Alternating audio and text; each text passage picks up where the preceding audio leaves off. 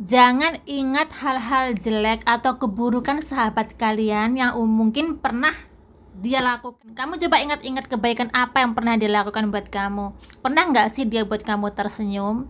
Pernah nggak sih dia nolongin kamu dan pernah nyuapin makan kayak atau bagaimana? Nah, itu yang perlu diingat. Jadi hal yang jelek tuh jangan diingat.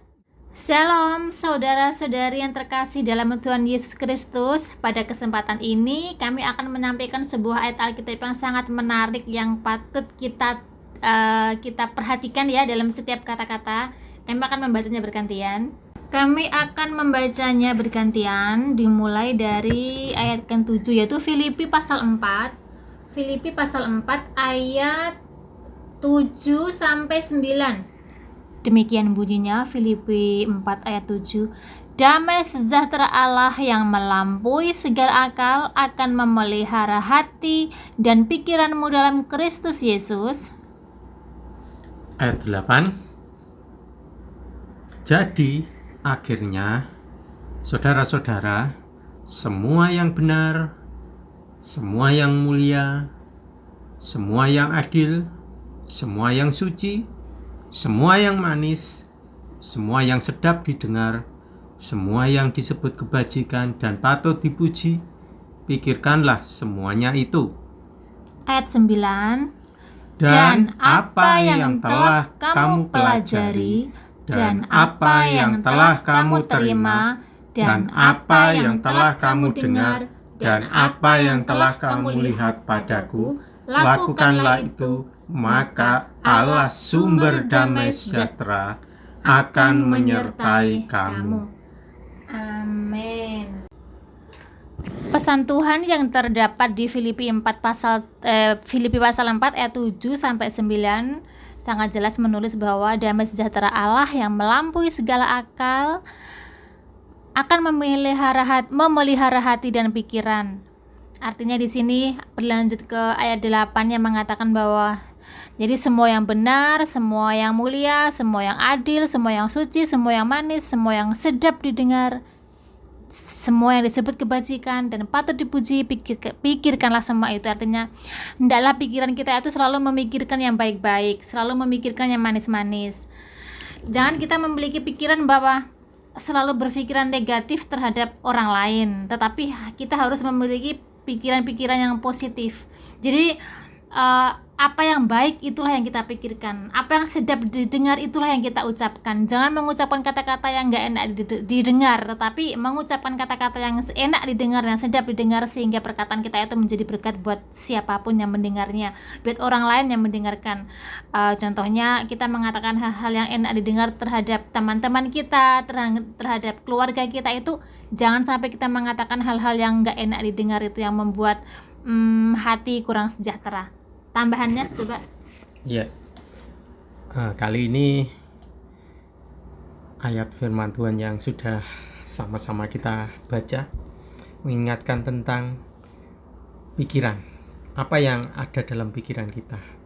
Nah, firman Tuhan mengatakan bahwa sebaiknya yang ada dalam pikiran kita itu adalah semua yang benar. Kita harus memikirkan semua yang benar. Lalu apalagi yang harus kita pikirkan, yaitu semua yang mulia, hal-hal yang suci, terus semua yang adil, semua yang manis, semua yang sedap didengar, hal-hal yang sedap didengar, semua yang disebut kebajikan dan patut dipuji. Pikirkanlah semua itu. Janganlah kita memiliki pikiran yang buruk.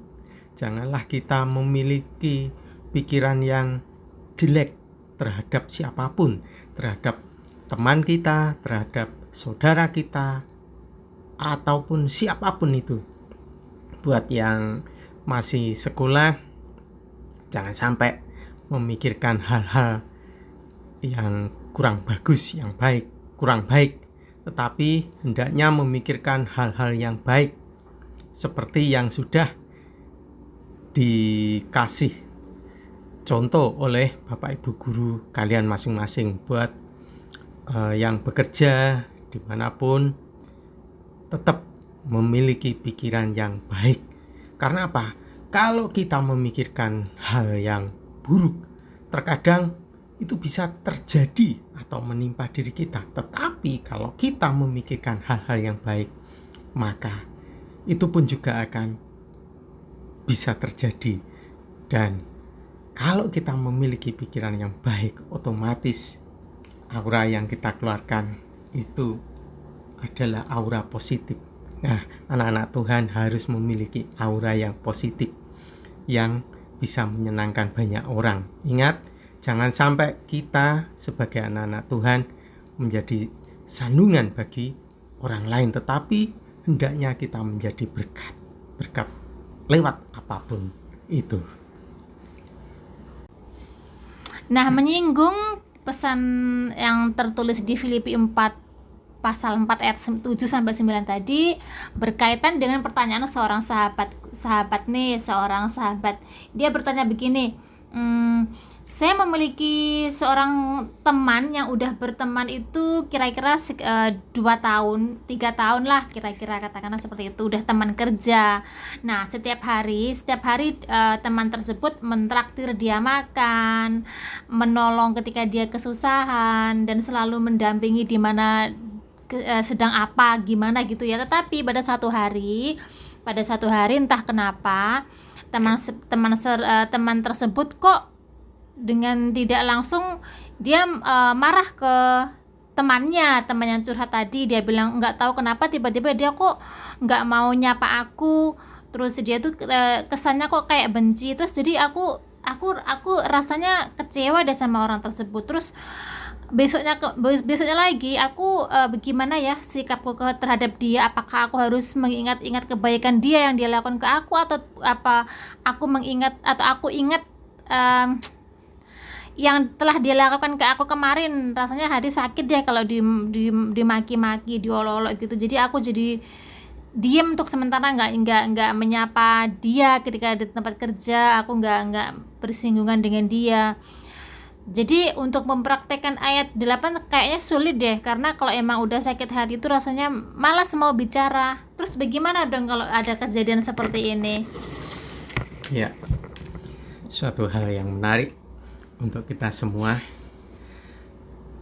Tentunya kita pasti pernah mengalami hal yang semacam itu tadi. Kita memiliki seorang sahabat, seorang teman yang sering mentraktir kita makan.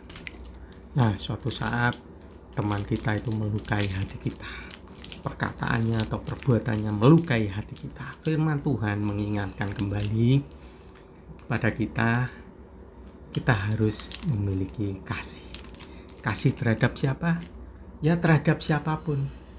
Kalau kita bisa mengasihi diri kita, tentunya kita juga bisa mengasihi orang lain. Memang kasih itu mudah diucapkan tapi sulit untuk dilakukan. Tetapi kita sebagai anak-anak Tuhan harus tetap memiliki kasih. Kita harus bisa mengampuni, kita harus bisa mengasihi siapapun yang sudah menyakiti kita. Kita bawa dalam doa, kita ampuni, kita buang segala akar kepahitan yang ada dalam diri kita. Supaya apa? Supaya yang kita kerjakan, yang kita lakukan itu berkenan di hadapan Tuhan. Kita istilahnya setia beribadah, setia ke gereja, setia melakukan hal-hal yang rohani, tetapi kita tidak bisa mengasihi teman atau sahabat kita. Ya, percuma firman Tuhan ada dalam diri kita. Jadi intinya begini nih, jangan mengingat-ingat hal yang buruk yang pernah terjadi dalam persahabatan, dalam hubungan apapun. Pasti ada kejadian buruk, tapi itu nggak boleh diingat ya. Iya. Misalnya teman kita, kan kita mangkal, misalnya teman kita menyapa, ya meskipun dalam hati kita jengkel, kita tetap baik, kita balas sapaannya. Tunggu, tapi teman itu bilang dia sudah menyakiti hati dia. Jadi rasanya dia udah ketipu, dia menipu lah, mungkin nggak tahu apa gitu ya. Jadi teman itu merasa kecewa. Ya, Jadi bagaimana dong? kita selesaikan baik-baik. Kita berdoa, kita selesaikan baik-baik. Pokoknya kita selesaikan secara Yang kencang keluarga. suaranya. Kita selesaikan baik-baik. Kita selesaikan segala masalah yang terjadi di antara kita itu secara baik-baik, secara kekeluargaan, secara persahabatan. Jangan sampai kita memiliki dendam atau memiliki hal yang kurang baik. Itu kita buang. Tadi sudah diingatkan, yang harus kita lakukan adalah semua hal yang baik, yang sesuai dengan firman Tuhan. Iya. Jadi intinya dalam bersahabat, jangan ingat hal-hal jelek atau keburukan sahabat kalian yang mungkin pernah dia lakukan tanpa dia sengaja atau apa ya. Jadi intinya jangan diingat-ingat hal yang buruk, tetapi ingatlah hal-hal kebaikan yang pernah dia lakukan buat kalian. Artinya ketika kamu merasa disakiti oleh orang tersebut karena kamu mungkin kecewa atau apa, dikecewakan dah sama teman kamu, itu kamu coba ingat-ingat kebaikan apa yang pernah dia lakukan buat kamu. Pernah nggak sih dia buat kamu tersenyum? Pernah nggak sih dia nolongin kamu dan ada ketika kamu sedang sendiri?